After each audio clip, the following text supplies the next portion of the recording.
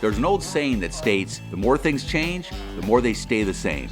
That was the case at the 2014 Mark Hahn 300. As always, the best endurance racers and teams on the planet converged on Lake Havasu for the longest PWC endurance race in the world. Race director Ross Wallach gave us the rundown. The Mark Hahn Havasu 300 is the world's largest endurance team race. It's 300 miles, 10-mile laps, 30 laps on Lake Havasu every February. Mark Hahn was a PWC racer who passed away 10 years ago at a race, and so we do this race in his memory, in his honor, and it's turned into a huge international team competition with this year more than 14 countries represented. In the world of endurance racing, this is in the top 3 as far as ranked by the racers. They love this race. That's why so many teams, so many countries are represented at this event. The team competition aspect is what makes it. NASCAR type fueling, the pit stops, everything's welcome. The runabouts, the stand-ups, all out there slugging it out on a 10-mile course. It's a great event. It's a true test of man versus machine versus the elements. The first one to complete the 300 miles or the 30th lap is the winner. Right now you've got Jean-Bruno Pastorello, the French team Kawasaki champion, who's the world champion, who's won this race 3 years in a row, going for a 4th year to win this thing. So he's the guy to beat this year in 2014. We'll see what happens. Of course, there are plenty of former champions and hopefuls that have high expectations as well. The 2009 race champion, Mark Hahn, is here in force, as well as the winner in 2010, Craig Warner. Craig's Ultra was prepped and tuned by factory guru and legend Minoru Kanamori.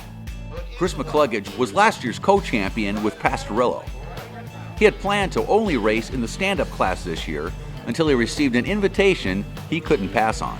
I have a good Russian friend, Yuri, and his team came over and they asked me to do the runabout if the ski ran good. The ski is running good. So I have a monster racing stand-up, I have a monster racing runabout to get on. I'm going to start off on the stand-up, and I should be able to finish 2 laps by the time he finishes 4. His speed is about 30 miles an hour faster than mine, so he should do 4, I'll do 2, and hopefully we'll meet. I'll hop off one, get right on the other, grab a drink, and get back out there. For the past few years, Kawasaki Ultras have dominated endurance and offshore racing as they excel in rough water. But the properties that help so much in rough water slow them down significantly in flat water. Conditions this year were exceptionally calm and forecast to stay that way. This threw the door wide open for Sea-Doo and Yamaha Watercraft. The SVHO-powered Yamahas in particular were looking strong. If you were on a Kawasaki, you were kind of hating life. Well, it's very flat. Unfortunately, we're rough water riders. Our sweet spot is being able to perform in rough water. We don't like the flat water. We've got basically a stock boat with a little bit of an override. So, we're hoping that the reliability is going to carry the day.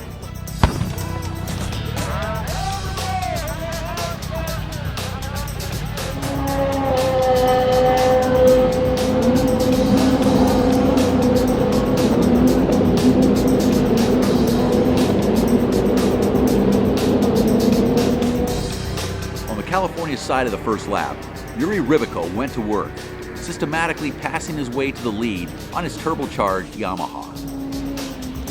By the end of lap 1, he led by 20 seconds and was extending his lead with each passing moment. Craig Warner was solidly in second. Craig had also made the leap to turbo, with power, reliability, and fuel economy being the key factors. Shocker was when defending co-champion Bruno Pastorello pulled into the pits with an obviously ailing ski. The problems proved to be terminal for the day. With Pastorello out, things looked that much more bleak for Kawasaki. One of the most unique features of the Mark Hahn 300 is the pit stops.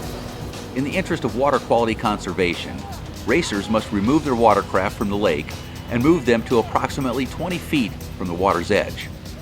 This transition from and back to the water is a major challenge. Unfortunately, things don't always go as planned.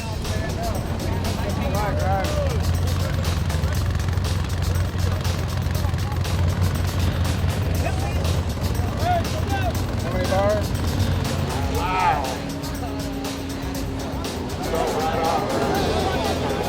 Many teams have risen to the challenge with some pretty interesting innovations.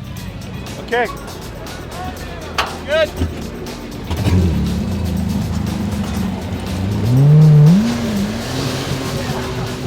Race director Ross Wallach warned teams that the race could be lost in the pits, as time penalties are assessed to teams for spilling fuel or interfering with the other teams.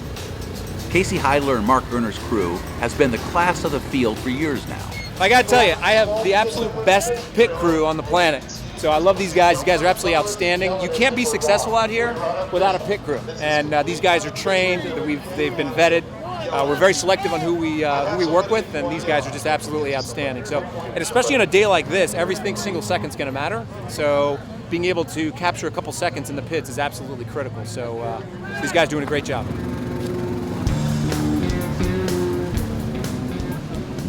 For Chris McCluggage, it was business as usual. The crews were on, and the skis were working perfectly. They recorded the fastest lap of the event on lap 3 of 8 minutes and 2 seconds, with an average speed of 74.6 miles per hour. Chris even had a moment to share some wisdom with his Russian-speaking teammate. Not so much. Running good. Feel good. Life was good for Matt, as the Gawicki cousins were also crushing it. Really, really fun right now. I mean, I think we're leading the stand-up. We should be, and you know, it's great. It's just really, really fun. I've never been on a runabout in a race like this where I feel like I'm going by hitchhikers on the freeway, like standing still. Craig Warner's day thus far could best be described as no drama. Efficient and methodical without being overly rushed in pit stops. Perfectly executed each time without issue. Craig was iron butting the race, running the entire race solo.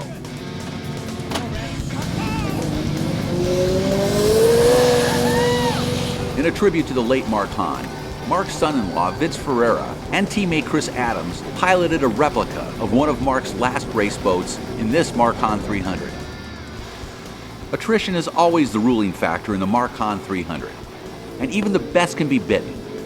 Almost 2/3 of the way into the race, McCluggage waved his way into an unscheduled pit stop, with his ski severely down on power.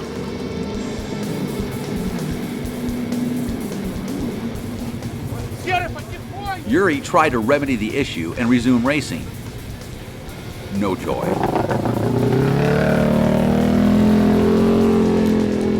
The ski was later diagnosed to have a hold piston.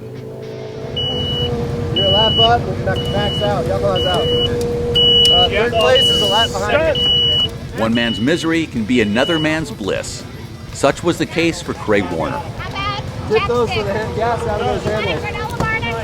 You're good, Craig. Just 5 laps. 5 laps. No worries now. Doing good. Craig now found himself in a rock-solid first place, trying to stretch an extra lap or two out of his fuel tank with good throttle strategy. Team Truda were pressuring Warner, ready to slide into the lead if he faltered. With the teams Kalichikin and Chernikin in 5th and Marmon and Enti in 4th, Kawasaki's now occupied 9 of the top 10 positions in the race. Not a bad day for Kawasaki after all.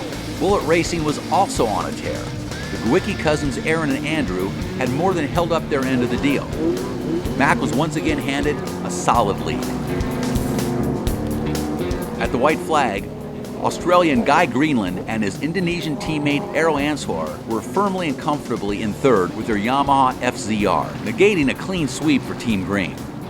Warner was the epitome of a winner, the best of preparation, shrewd strategy, and flawless execution. Once again taking the checker for himself, the USA and Kawasaki against all odds.